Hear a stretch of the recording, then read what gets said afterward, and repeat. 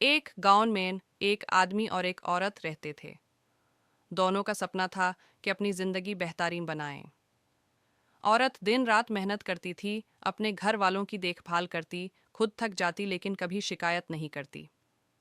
आदमी भी मेहनत करता था, खेतों में, बाजार में, ताकि पैसा कमा सके।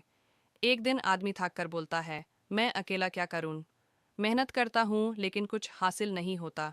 औरत मुस्कुराकर कहती है, अकेले इंसान काम तो कर सकता है, लेकिन सपना पूरा करने के लिए साथ ज़रूरी होता है। तुम कोशिश करते रहो, मैं तुम्हारे साथ हूँ।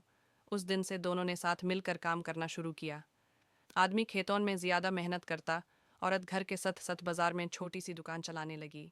धीरे धीरे उनकी हालात बेहतरीन होने लगी।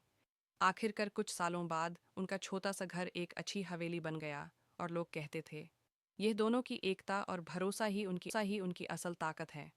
सीख मर्द और औरत दोनों बराबर हैं। जब साथ मिलकर कोशिश करते हैं तो मुश्किलें आसान हो जाती हैं। एक दूसरे का हौसला बनना ही जिंदगी की सबसे बड़ी ताकत है। कामयाबी